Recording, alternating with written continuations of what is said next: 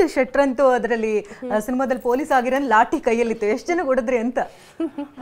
ಅಂದ್ರೆ ನಾನು ಕಾಯ್ತಿದ್ದೆ ಎಷ್ಟು ಜನರಿಗೆ ಹೊಡೆಯಕ್ಕೆ ಸಿಗುತ್ತೆ ಅಂತ. ಜಾಸ್ತಿ ಅವನು ಅಂದ್ರೆ ಕೆಲವರಿಗೆ ಹೊಡೆಯುವಂಥ ಸಿಚುವೇಶನ್ಸ್ ಬಂದಿದೆ. ಆ್ಯಂಡ್ ಅದರಲ್ಲೂ ಒಂದು ಶೂಟಿಂಗಲ್ಲಿ ಒಂದು ಕ್ಯಾರೆಕ್ಟರ್ ಇತ್ತು, ಅವನು ಸುಮ್ಮನೆ ನಗ್ತಾ ಇದ್ದ. ಅಂದರೆ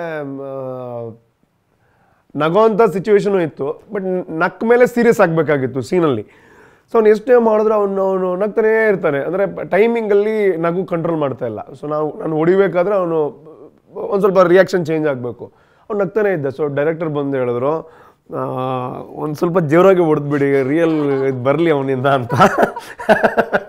ಬಟ್ ನನಗೂ ಬೇಜಾರಾಯಿತು, ಬಟ್ ನನಗೆ ಆಪ್ಷನ್ ಇರಲಿಲ್ಲ. ಬಿಕಾಸ್ ಟೇಕ್ ಹೋಗ್ತಾ ಇತ್ತು.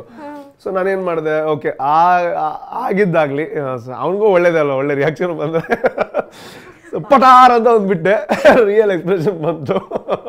ಆಮೇಲೆ ನನಗೆ ಬೇಜಾರಾಯ್ತು, ಸಾರಿ ಎಲ್ಲ ತಿಂದಿದ್ದು ನೆನಪಾಯ್ತಾ ಅಂತ. ಅಲ್ಲ, ಅದು ಚಿಕನ್ನಲ್ಲಿ ತುಂಬ ತಿಂದಿದ್ದೀನಿ, ಬಟ್ ಅದು ನೆನಪಾಗಿ ಹೊಡೆದಿರೋದಲ್ಲ. ಅಂದರೆ ಪಾಪ ಹಂಗಾದ್ರೆ ಅವನಿಂದ ಒಳ್ಳೆ ಎಕ್ಸ್ಪ್ರೆಷನ್ ಬರಲಿ ಅಂತ. ಆಮೇಲೆ ಅವನಿಗೂ ಅದು ಫುಟೇಜ್ ನೋಡಿದಾಗ ಖುಷಿ ಆಯಿತು, ಬಟ್ ಆ ಮೊಮೆಂಟಲ್ಲಿ ಬೇಜಾರಾಗಿರ್ಬೋದು ಅವನಿಗೆ. ಜಾನ್ವಿ ಅವ್ರು ಹೇಗಿರ್ತಿದ್ರು ಅಂದರೆ ಸೆಟ್ಟಲ್ಲಿ? ನಾನು ಸೈಲೆಂಟ್. ಇಲ್ಲ, ಆ್ಯಕ್ಚುಲಿ ರೂಪೇಶ್ ಅವ್ರನ್ನ ನಾನು ಮುಹೂರ್ತದಲ್ಲಿ ಮೀಟ್ ಆಗಿದ್ದು ಬಿಟ್ಟರೆ ಅಲ್ಲೇ ಸೆಟ್ಟಲ್ಲೇ ಭೇಟಿ ಆಗಿದ್ದು. ಇವ್ರ ಸೀನ್ಸು ಜಾಸ್ತಿ ಇರ್ತಾಯಿತ್ತು. ನಾನು ಕ್ಯಾರವನಲ್ಲಿ ಇರ್ತಾ ಇದ್ದೆ, ಫ್ರೀ ಇದ್ದಾಗ ದೇವಸ್ಥಾನಗಳಿಗೆ ಹೋಗೋದು, ಮತ್ತು ಟೀಮ್ ಇದ್ದೇ ಇರುತ್ತಲ್ಲ, ಅವ್ರ ಜೊತೆಗೆ ಜೆಲ್ಲಾಗ್ತಾ ಇದ್ದೆ. ಯೂಶ್ವಲಿ ನಾವು ಆ್ಯಂಕರ್ಸು ಮೇಕಪ್ ಟೀಮ್ ಜೊತೆಗೆ ಜಾಸ್ತಿ ಜೆಲ್ಲಾಗೋದು. ಸೊ ಅಲ್ಲೂ ಅದೇ ಥರ ಕಾಫಿ ಟೀ ಎಲ್ಲ ಮಾಡಿಕೊಡೋದು ಇದು ಮಾಡ್ತಿದ್ರು. ಮತ್ತು ಕೆಲವೊಂದು ಮನೆಯಲ್ಲೆಲ್ಲ ಅದಂದರೆ ಈಗ ಸ್ವಲ್ಪ ಪಾಳು ಬಿದ್ದ ಮನೆ, ಅಲ್ಲೆಲ್ಲ ಶೂಟ್ ಇದ್ದಾಗ ಅದೆಲ್ಲ ಹುಟ್ಕೊಳುತ್ತಲ್ಲ ಕತೆಗಳು, ಇಲ್ಲಿ ಇಷ್ಟು ಜನ ಸತ್ತಿದ್ರಂತೆ, ಅಲ್ಲಿ ಹೋಗ್ಬೇಡಿ ಇಲ್ಲಿ ಹೋಗ್ಬೇಡಿ, ಅದೊಂದು ಭಯ. ಅಯ್ಯೋ ಹೌದಾ, ಕರೆಂಟ್ ಬೇರೆ ಹೊರಟೋಗ್ತಾ ಇತ್ತು ಒಳಗಡೆ, ಆವಾಗ ಹೌದಾ ಇಲ್ಲೆಲ್ಲ ಬಂದರೆ ಆಮೇಲೆ ಏನಾದರೂ ಎಫೆಕ್ಟ್ ಆಗಿಬಿಟ್ರೆ, ಆ ಥರದ್ದೆಲ್ಲ ಸಣ್ಣ ಪುಟ್ಟ ಮಜಾ ಇದ್ದೇ ಇರುತ್ತೆ. ಮತ್ತು ಕುಂದಾಪುರ ಸುತ್ತಮುತ್ತ ಕೆರಾಡಿ ಅಲ್ಲೇ ಶೂಟ್ ಇರ್ತಾ ಇದ್ದಿತ್ತು. ನೇಚರ್ ಅಂತೂ ಸಖತ್ ಎಂಜಾಯ್ ಮಾಡೋಕ್ಕೆ ಸಿಗ್ತಾ ಇತ್ತು. ಸೂಪರ್.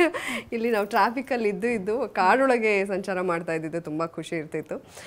ಮತ್ತು ನೀರು ಹತ್ರ ಎಲ್ಲ ಅದು ನೀವು ಟ್ರೈಲರಲ್ಲಿ ಸ್ವಲ್ಪ ತೋರಿಸಿದ್ದಾರೆ. ಓವರಾಲ್ ಆ ಜಾಗದಲ್ಲಿ ಶೂಟ್ ಮಾಡ್ತಿದ್ದಿದ್ದೇ ನನಗೆ ತುಂಬ ಖುಷಿ. ತುಂಬ ಟೈಮ್ ಇರ್ತಾಯಿತ್ತು. ಕೆಲವು ಸಲ ಶೂಟಿಂಗ್ ಅಂತ ಹೋಗ್ತಾ ಇದ್ವಿ, ಇರ್ತಿರ್ಲಿಲ್ಲ, ಇದೇ ಎಕ್ಸ್ಟೆಂಡ್ ಆಗ್ತಾಯಿತ್ತು. ಆವಾಗೆಲ್ಲ ಟೆಂಪಲ್ ಹೆಜ್ಜೆಗೂ ಟೆಂಪಲ್ ಇದೆ. ನನಗೆ 2 ಸಲ ದರ್ಶನ ಆಗೋಯ್ತು. ಅದು ಎಷ್ಟು ಒಂದು 7-8 ದೇವಸ್ಥಾನ 2 ಸಲ ದರ್ಶನ ಮಾಡಿದ್ದು. ತುಂಬ ಒಳ್ಳೆ ಮೆಮೊರೀಸ್ ಇದೆ. ಈಗ ನಾವು ಟ್ರೇಲರ್ ನೋಡಿದಾಗ ಆ ಸೀನ್ಗಳೆಲ್ಲ ಬಂದಾಗ ಇದನ್ನ ಇಲ್ಲಿ ಶೂಟ್ ಮಾಡಿದ್ವಲ್ಲ ಅಂತ ಹೇಳಿ ಕಣ್ಣು ಮುಂದೆ ಬರ್ತಾ ಇರುತ್ತೆ. ರೂಪೇಶ್ ಶೆಟ್ಟಿ ಅವರು, ಅಂದರೆ ಈಗ ಸಿನಿಮಾ ಹೆಸರೇ ಒಂದು ರೀತಿ ವಿಭಿನ್ನವಾಗಿ, ಅಂದರೆ ಒಂದು ಪವರ್ಫುಲ್ ಆಗಿ ಒಂದು ಪವರ್ ಪಂಚ್ ತರ ಇದೆ. ತುಂಬಾ ಜನ ಹೇಳ್ತಿದ್ದಾರೆ ಅಧಿಪತ್ರ, ಏನಿದ್ರು ಮೀನಿಂಗು, ಯಾಕೆ ಈ ಹೆಸರಿಟ್ರು ಅಂತ ಕೇಳ್ತಿದ್ದಾರೆ. ಅದೇ ತುಂಬಾ ಜನರು ಅಂದ್ರೆ ನಮಗೆ ನಾವು ಆಕ್ಟ್ ಮಾಡಿದೀವಿ, ಸೊ ನಮಗೆ ನೆನಪಿರುತ್ತೆ. ಕೆಲವರೆಲ್ಲ ಅಧಿಪಕ್ಷ ಅಂತಾರೆ, ಆಮೇಲೆ ಏನೇನೋ ಹೇಳ್ತಾರೆ, ಆದಿಪುತ್ರ ಅಂತಾರೆ. ನಾವು ಫಸ್ಟ್ ಅಧಿಪತ್ರ ಅಂತೇಳಿ ಆಮೇಲೆ ಮಾತಾಡೋಣ ನಾವು ಅಂತೆಲ್ಲ ಕರೆಕ್ಟ್ ಮಾಡ್ಕೋತೀವಿ. ಬಟ್ ಎಲ್ಲೋ ಒಂದು ಕಡೆ ಅದು ನಮಗೆ ಅಂದರೆ ಅದು ಒಂದು ಪ್ಲಸ್ ಪಾಯಿಂಟ್ ಇರ್ಬೋದು. ಬಿಕಾಸ್ ಈ ಟೈಟಲ್ ಬಗ್ಗೆನೂ ಒಂದು ಸ್ವಲ್ಪ ಚರ್ಚೆ ಆಗುತ್ತೆ. ಚರ್ಚೆ ಅಂದರೆ ಅವರೇ ಅಟ್ಲೀಸ್ಟ್ ಅಧಿಪತ್ರ ಅಂತಂದಾಗ ಅವ್ರು ಕನ್ಫ್ಯೂಸ್ ಆದಾಗ ಅವರೇ ಕೇಳ್ತಾರೆ, ಏನಿದೆ ಅಧಿಪತ್ರ ಅಂದರೆ, ಏನಕ್ಕೆ ಹಿಂಗೆ ಹೆಸರಿಟ್ಟಿದ್ದೀರಾ, ನೀವು ಕೇಳಿದಿರಿ ಇವಾಗ. ಮೇ ಬಿ ಅದರಲ್ಲೂ ಒಂದು ಅರ್ಥ ಇದೆ. ಸುಮ್ಮನೆ ಅಧಿಪತ್ರ ಅಂತ ಅಲ್ಲಿ ಹೆಸರಿಟ್ಟಿಲ್ಲ. ಅಧಿಪತ್ರ ಅಂತಂದರೆ ಒಂದು ಓವರ್ ಆಲ್ ಸಿನಿಮಾಗೆ ಸಂಬಂಧಪಟ್ಟಿರುವಂಥ ಒಂದು ಅರ್ಥ ಇದೆ. ಅಂದರೆ ವಾರಂಟ್ ಆ ಥರ ತಗೋಬೋದು. ಇಲ್ಲ, ಸಿನಿಮಾ ನೋಡಿದಾಗ ಅಲ್ಲಿರುವಂತಹ ಪಾತ್ರಗಳು ಆ್ಯಂಡ್ ಈ ಅಧಿಪತ್ರದ ಪ್ರತಿ ಶಬ್ದಕ್ಕೂ ಆ ಪಾತ್ರಕ್ಕೂ ಕನೆಕ್ಷನ್ ಇರುತ್ತೆ. ಆ್ಯಂಡ್ ಅಧಿಪತ್ರ ಅಂದರೆ ಆ ಧಿಯಲ್ಲಿ ಒಂದು ಗಣ್ಣಿದೆ, ಸೊ ಅದಕ್ಕೂ ಒಂದು ಅರ್ಥ ಇದೆ. ಸೊ ಇದೆಲ್ಲ ಇಷ್ಟು ವರ್ಕ್ ಮಾಡಿದ್ದಾರೆ ಡೈರೆಕ್ಟ್ರು. ಸೊ ಅದೆಲ್ಲ ಸಿನಿಮಾ ನೋಡಿದಾಗ ಮೇ ಬಿ ಆ ಎಲ್ಲ ಡಾಟ್ಸು ಕನೆಕ್ಟ್ ಆಗ್ಬೋದು. ಅಂದರೆ ಈಗ ಸಿನಿಮಾದಲ್ಲಿ ಈಗ ಎಷ್ಟೋ ಕಡೆ ಶೂಟ್ ಮಾಡಿರ್ತೀರಿ, ನಿಮ್ಮ ಮೆಮೊರಿನಲ್ಲಿ ಉಳಿಯುವಂಥ ಒಂದು ಸೀನ್ ಯಾವುದು ಸಿನಿಮಾದಲ್ಲಿ? ನನಗೆ ಕ್ಲೈಮ್ಯಾಕ್ಸ್ ಶೂಟು. ಬಿಕಾಸ್ ಮೂರು ದಿನ ನೈಟ್ ಫುಲ್ ಮಾಡಿದ್ವಿ ನಾವು. ಅದು ಬೇರೆ ಮೈಯಲ್ಲೆಲ್ಲ ವೇಷ ಎಲ್ಲ ಹಾಕೋಬೇಕಾಗಿತ್ತು. ಮಳೆ ಜೊತೆ ನನಗೆ ಶೂಟ್ ಇದ್ದಿದ್ದು, ಮಳೆ ಇತ್ತು, ಕಾಡಿನ ಮಧ್ಯೆ. ತುಂಬ ಅಂದರೆ ಕಷ್ಟ ಅಂತ ಅಲ್ಲ, ಬಟ್ ಅದು ಆ ಸಿಚುವೇಶನ್ ನೆನಪು ಮಾಡಿಕೊಂಡ್ರೆ ಅದ್ರ ಮಧ್ಯೆ ನಾವು ಪರ್ಫಾರ್ಮ್ ಮಾಡ್ತಾ ಇದ್ದಿದ್ದು ಅದೆಲ್ಲ ಈಗ ನೆನಪು ಮಾಡ್ಕೊಂಡಾಗ ಆ ವಿಡಿಯೋಗಳನ್ನು ಮತ್ತೆ ನೋಡಿದಾಗ ಒಂದು ಒಳ್ಳೆ ಎಕ್ಸ್ಪೀರಿಯನ್ಸ್ ಅಂತ ಅನಿಸುತ್ತೆ. ಯಾವುದೇ ಸಿನಿಮಾ ಆದರೂ ಕೂಡ ನಮಗೆ ಸಿನಿಮಾ ಶೂಟ್ ಮುಗಿದು ಸ್ವಲ್ಪ ದಿನ ಆದಮೇಲೆ ಒಳ್ಳೆ ಮೆಮರೀಸ್ ಕೊಡಬೇಕಂತೆ, ಅಥವಾ ನೆನೆಸ್ಕೊಂಡಾಗ ಖುಷಿ ಆಗಬೇಕಂತೆ, ತುಂಬ ಕಷ್ಟಪಟ್ಟಿದ್ದೀವಿ ಅನ್ನೋಂಥ ಫೀಲ್ ಆಗಬೇಕಂತೆ.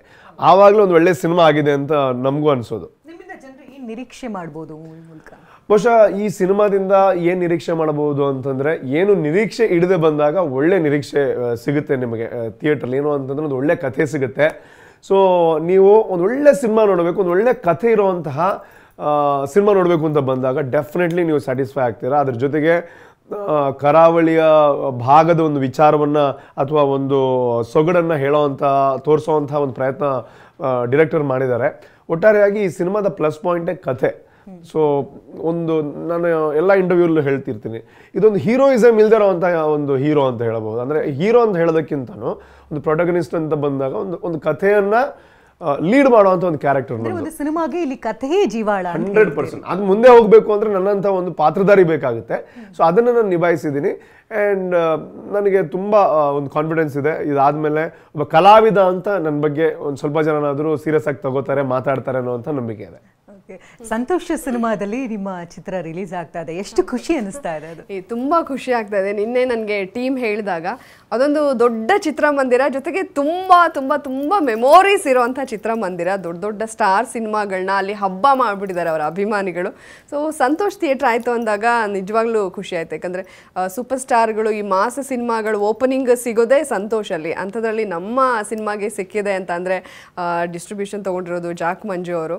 ಬಹುಶಃ ಅವರ ಒಂದು ಎಕ್ಸ್ಪೀರಿಯನ್ಸು, ಅವ್ರಿಗಿರೋ ಕಾಂಟ್ಯಾಕ್ಟು, ಜೊತೆಗೆ ನಮ್ಮ ಸಿನಿಮಾದ ಮೇಲಿರುವಂಥ ಒಂದು ಹೋಪ್ ಕೂಡ ಕಾರಣ ಅಂತಂದರೆ ಖಂಡಿತ ತಪ್ಪಾಗೋದಿಲ್ಲ.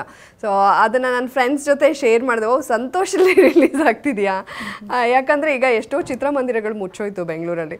ಈಗ ಇರೋದ್ರಲ್ಲಿ ನಮಗೆ ಸಂತೋಷ್ ಥಿಯೇಟ್ರನ್ನ ನಾವು ಉಳಿಸ್ಕೊಂಡಿದ್ದೀವಿ. ಸೊ ಹಾಗಾಗಿ ಅಂಥ ಒಂದು ದೊಡ್ಡ ಇತಿಹಾಸ ಇರುವಂಥ ಒಂದು ಚಿತ್ರಮಂದಿರದಲ್ಲಿ ನಮ್ಮ ಸಿನಿಮಾ ರಿಲೀಸ್ ಆಗ್ತಾ ಇರೋದು ತುಂಬ